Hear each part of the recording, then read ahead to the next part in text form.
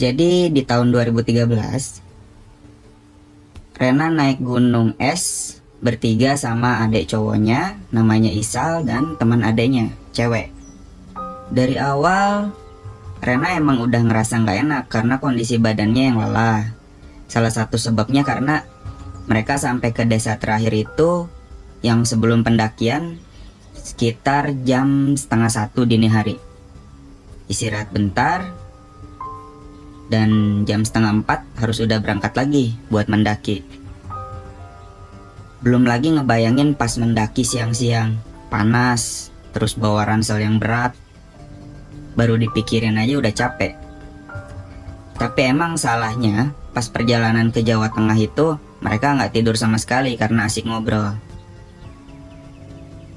Nah, jadi target mereka tuh mendaki gunung itu tuh 2 hari 1 malam. Yang mana kayaknya nggak mungkin sebenarnya. Apalagi setelah tahu fakta kalau gunung es itu adalah salah satu gunung yang tertinggi di Indonesia. Rencana pendakiannya itu berangkat jam setengah 4 subuh tadi, supaya bisa sampai pos terakhir hari itu juga jam 5 sore atau paling telat jam 7 malam lah. Untuk camping dulu di sana. Lalu mereka mulai pendakian. Banyak yang bilang kalau di gunung es itu suasana pendakiannya bikin gak enak hati. Dan Rena merasakan itu. Jadi pas naik itu yang namanya view pemandangan, savana atau pemukiman itu gak ada. Kayak hutan dan rimbun, udah gitu aja. Salah satu suasana pendakian yang paling membosankan menurut dia. Saat mendaki, Rena sempat bergurau ke temannya Isal. Enak kali ya kalau tasnya dibawain sama setan, biar jalannya enteng sampai ke pos terakhir. Temannya Isal cuma bilang, "Hush teh nyebut, awas hati-hati ngomongnya." Di situ Rena baru sadar kalau yang dia omongin itu seharusnya nggak keluar dari mulutnya. Setelah berjam-jam mendaki, dengan badan yang capek, suasana pendakian yang sumpek, mereka diguyur hujan, deras banget. Itu benar-benar jadi pengalaman mendaki yang terburuk buat Rena. Sampailah mereka di pos, entah pos berapa dan namanya pos apa. Rena nggak ingat waktu ceritain ini ke gua. Awalnya mereka mau neduh di situ, tapi ternyata pos itu penuh banget. Walaupun ada gubuknya, tapi orang-orang yang neduh itu penuh banget di pos itu, sampai teras. Jadi mereka memutuskan buat nerusin pendakian pakai jas hujan. Gak lama setelah lanjut, Rena mulai ngerasain efek lelah kontan ke badannya. Sampailah di pos selanjutnya, tapi penuh juga. Mungkin karena hujan kali ya. Dan karena target mereka tadi, jadi mereka maksain lanjut tanpa neduh sampai akhirnya sesuatu yang Rena hindari itu terjadi. Yaitu mendaki saat peralihan langit dari terang ke gelap. Karena menurut Rena itu mempengaruhi psikologinya. Tapi mereka terpaksa lanjut karena belum nemu tempat buat camping. Langit mulai gelap. Sambil jalan, Rena bilang ke Isal kalau dia udah gak sanggup buat lanjutin jalan. Isal agak keki waktu itu. Dia bilang, "Udah paksain aja, kita lanjut. Jangan sampai kita camping di sini, karena ini kan emang bukan tempat camping." Mengingat emang ngeri juga kalau ada binatang buas atau semacamnya. Jadi Rena terpaksa lanjut dengan kondisi yang makin memburuk. Mereka mulai nyalain headlamp karena udah mulai gelap, supaya bisa tetap lihat jalan setapak.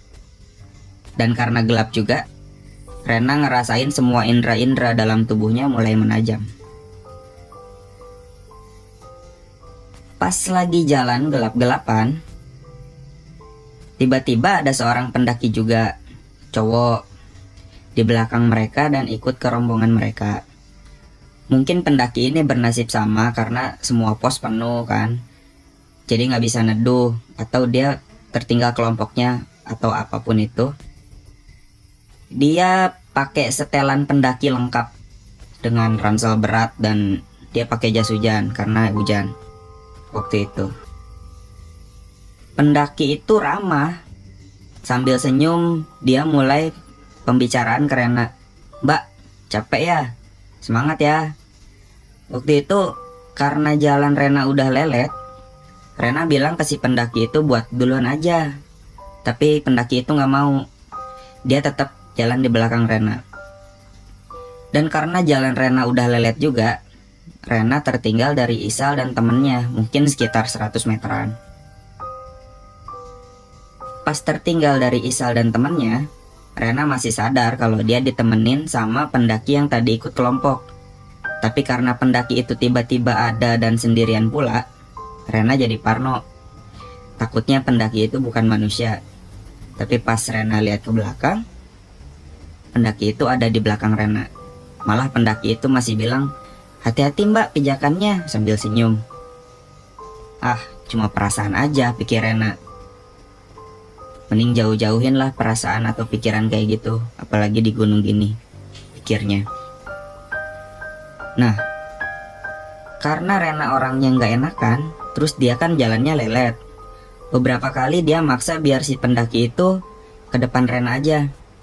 Beberapa kali juga si pendaki itu nolak. Tapi akhirnya karena Rena maksa banget dengan alasan supaya dia ada alasan buat ngejar gitu. Makanya akhirnya si pendaki itu mau jalan duluan ke depan. Waktu itu jalanan becek karena hujan dan cuaca makin dingin karena makin malam. Rena jalan fokus ke cahaya lampu yang menyorot jalan setapak. Karena dia pikir kalau lihat kiri kanan cuman bakal ngilangin fokus. Kasus terburuknya malah ngelihat yang gak diinginkan. Karena makin lelet, Rena pun kadang tertinggal dari si pendaki itu. Kadang si pendaki itu rada melambat, mungkin biar gak terlalu meninggalkan Rena. Dan komunikasi Rena dengan Isal cuma pakai teriakan. Kalau diteriakin nyaut, berarti gak begitu jauh lah ketinggalannya. Pas lagi fokus ke jalan setapak, tiba-tiba Rena lihat perbekalan camping gitu di tanah. Yang pertama dia lihat itu wafer. Terus langsung Rena ambil. Karena dia pikir itu pasti punya si pendaki yang di depan itu. Mungkin sleting ranselnya kebuka jadi isinya pada berjatuhan. Si pendaki itu masih kelihatan ada di depan Rena, tapi nggak kelihatan apa ranselnya kebuka atau enggak. Ya udah Rena lanjut jalan lagi. Nggak jauh, Rena nemu lagi sambal saset gitu. Kalau pendaki kan biasanya suka bawa sambal saset gitu. Dipungutlah lagi sama Rena. Nggak lama, ada coklat jatuh. Dan yang terakhir, permen. Dipungut semua sama Rena. Dan sekarang tangannya penuh megang makanan yang jatuh tadi. Akhirnya Rena manggil si pendaki itu. Mas. Pendaki itu berhenti terus nyaut. Ya? Rena bilang, "Ini makanannya pada berjatuhan." Si pendaki itu jawab, "Oh iya, nanti deh, tanggung dimasukinnya di tempat yang agak luas aja, jangan di jalan setapak." Rena bilang, "Oh, oke kalau gitu." Jadi Rena jalan sambil bawa makanan itu di tangannya.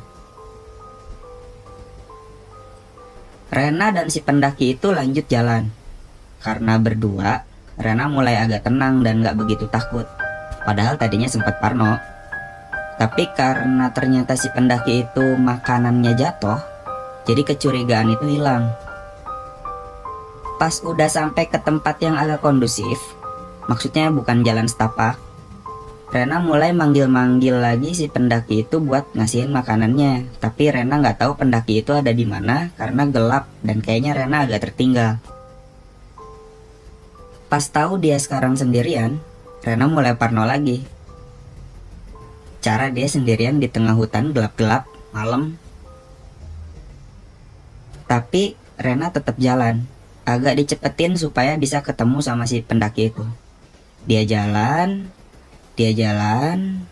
terus ada yang ngomong di belakang. "Ayo mbak, semangat." Rena kaget kaget sekaget-kagetnya. Mau teriak, tapi nggak bisa gitu. Dan pas nengok ke belakang, ternyata si pendaki itu. Oh, mungkin tadi dia melipir dulu, pipis dulu, atau ngapain dulu, pikir Rena dalam hati. Langsung aja Rena nawarin buat masukin lagi makanan si pendaki itu ke ranselnya lagi.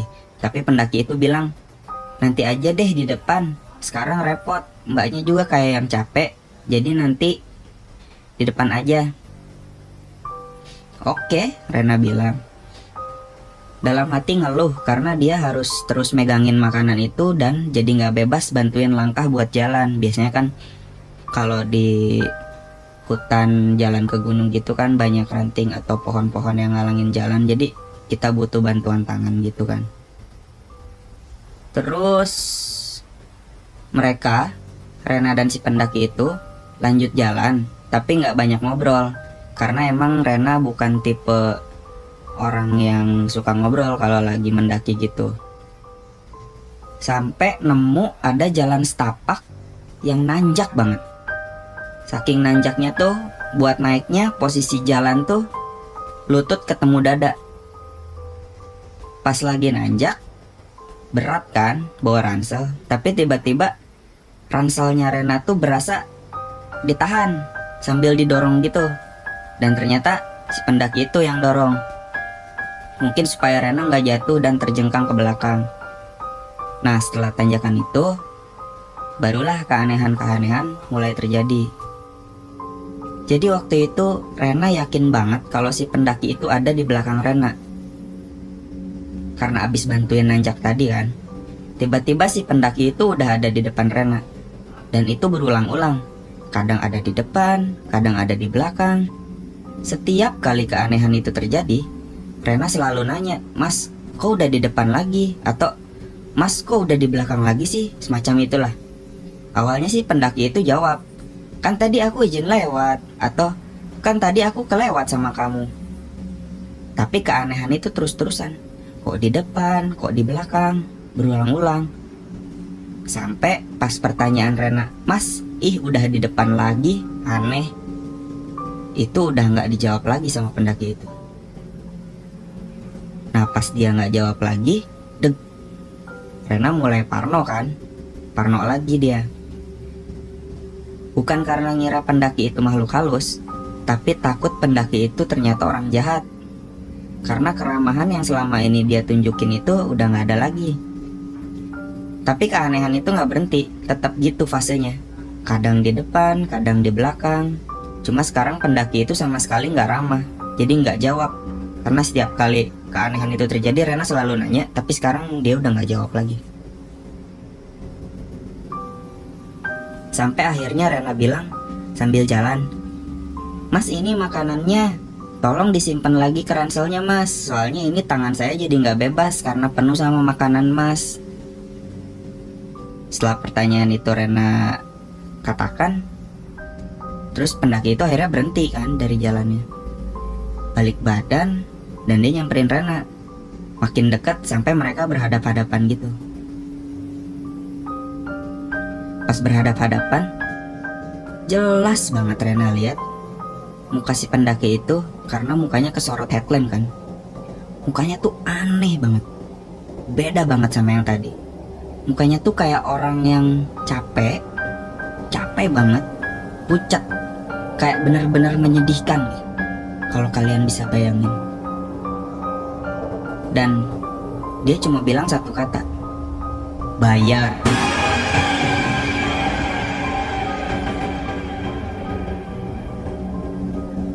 Rena cuma bisa diam di situ, kaget. Di situ akhirnya Rena nggak curiga lagi si pendaki itu orang jahat, karena bahkan pendaki itu ternyata bukan manusia. Rena mundur, dia baca-baca sambil merem, baca-baca sebisa dia buat minta perlindungan sama Tuhan. Pas Rena buka mata, makhluk itu udah gak ada. Dari situ Rena lanjut jalan sambil teriak-teriak manggil si Isal, tapi gak ada yang nyaut. Di situ posisinya udah gelap banget. Rena sendirian di tengah hutan. Dia beranggapan, gimana kalau si makhluk pendaki itu emang cuma mau bikin dia nyasar. Di situ Rena melipir, kakinya lemas. Dia duduk, mikir harus ngapain lagi sambil manggil-manggil si Isal. Lemes. Tapi emang gak ada yang nyaut. Dia cuma sendirian di situ. Cuma ada suara angin yang niup pepohonan, sama suara binatang-binatang malam. Sampai akhirnya Rena gak kuat nahan tangis. Waktu itu yang Rena lihat cuma jalan setapak. Dia cuma berharap itu jalan yang sama yang kelompok lewatin, bukan jalan yang disasarin si makhluk pendaki itu. Karena mayoritas pengalaman pendaki gunung itu disasarin kan. Akhirnya Rena memberanikan diri buat lanjut jalan. Karena dia tahu kalau dia diam di tempat itu, dia malah makin tertinggal dari kelompoknya. Tapi keanehan itu belum berhenti di situ. Sambil Rena jalan, Rena dengar ucapan yang dibilang si pendaki tadi sebelum hilang. Bayar, bayar, bayar. Itu tuh ada di mana-mana. Kayak seluruh hutan ngomong bayar. Dan Rena dengar kayak ada derap langkah kaki di belakang dia, yang bikin Rena berasumsi kalau si makhluk pendaki itu masih ada di belakang dia. Untuk nenangin diri, Rena berpositif thinking. Kalau emang itu makhluk mau nyelakain, mungkin udah dari awal gak akan pakai wujud manusia dan ramah dan ngebantuin dia nanjak segala. Tapi pas hati Rena udah mulai tenang, pendaki itu malah nampakin lagi wujudnya. Pendaki itu jalan di depan Rena, jalan tanpa melihat ke belakang. Tapi di situ Rena malah makin deg-degan karena udah tahu kan si pendaki itu tuh bukan orang. Dalam hati pengen banget dia nanya, ini jalan yang bener apa bukan? Tapi dia gak mau karena takut makhluk itu malah tambah nyeremin dia. Jadi Rena cuma jalan di belakang sosok pendaki itu, tapi derap langkah kakinya ada di belakang Rena. Coba deh kalau kalian ada di posisi itu. Waktu itu Rena jalan sambil manggil-manggil lagi nama Isal, karena dia lihat ada cahaya lampu gitu di depan. Akhirnya ada yang nyaut, ya Nong, itu Isal. Karena cuma Isal yang manggil Rena Nong. Setelah dengar suara Isal, Rena lari selari-larinya ngelewatin si sosok pendaki itu. Dia nggak nengok kanan, nggak nengok kiri, pokoknya lari lurus ke arah cahaya itu. Ransel yang tadinya berat itu berasa kayak ringan banget, kayak perasaan lega akhirnya ketemu sama kelompoknya. Walaupun belum kelihatan sih wujud si Isal sama temannya, tapi ada yang nyautin aja itu udah cukup buat Rena. Dia lari sekencang-kencangnya sampai akhirnya berhenti pas udah bener-bener ada di dekat kelompoknya. Di situ Rena nggak cerita apa-apa tentang kejadian tadi ke kelompoknya karena nggak mau memperkeruh suasana.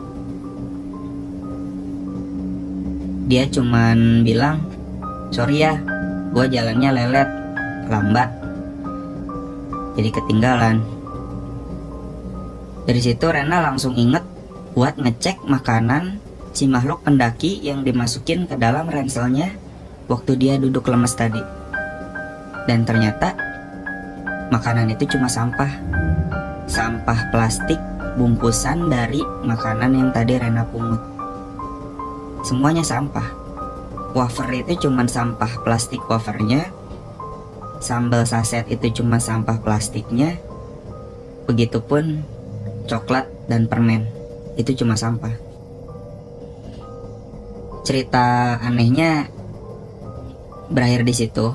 Jadi singkat cerita, mereka sampai di puncak dan mereka kembali pulang ke kota dengan baik-baik saja. Tapi setelah pulang dari gunung es itu, Rena penasaran dengan kata bayar yang disebut sama si pendaki itu. Setelah cari-cari cerita pengalaman pendaki lain, ternyata gunung itu konon katanya ada yang namanya pasar setan di situ. Di sana mereka menjajakan barang, makanan, apapun itu. Jadi kalau lagi mendaki ke sana dan ternyata nemu barang, katanya kalian harus ninggalin uang, minimal uang receh lah, supaya nggak digangguin. Nah, Rena berasumsi kalau makanan yang jatuh itu, yang dari si pendaki itu adalah makanan yang dijual oleh si pendaki itu. Dan karena Rena nggak tahu ceritanya, jadi dia nggak nyimpan uang receh dan digangguin lah akhirnya. Percaya nggak percaya kan? Allahu alam. Ditambah dia emang sompral dari awal kan, pas berangkat. Dan setelah baca-baca juga, Rena baru tahu kalau gunung es itu, kalau bukan yang terangker, ya salah satu gunung yang angker di Indonesia. Bahkan salah satu pos di gunung itu ada yang namanya Samarantu. Itu gabungan dari samar dan hantu. Banyak yang bilang pendaki nggak boleh camping di pos yang nama-namanya aneh gitu. Oke, segitu aja cerita Rena yang bisa gue ceritain kali ini. Gue cuma pengen berpesan, kalau cerita misteri tentang gunung ini bukan berniat untuk menakut-nakuti para pendaki atau orang yang mau coba mendaki gunung. Banyak juga kok para pendaki yang aman-aman aja selama mendaki. Yang penting kan nggak sompral. Kita nggak selalu tahu ada kejadian apa aja atau ada sejarah apa aja kalau kita ke tempat baru yang pertama kali kita datengin. Yang penting banyak berdoa aja dan minta perlindungan pada Allah. Gua Pian, pamit.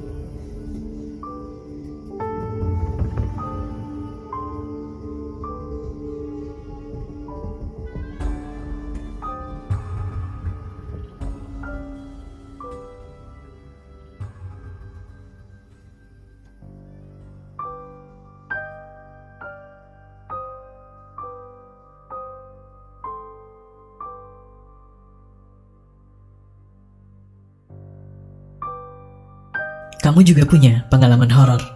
Kirim cerita kamu ke alamat berikut.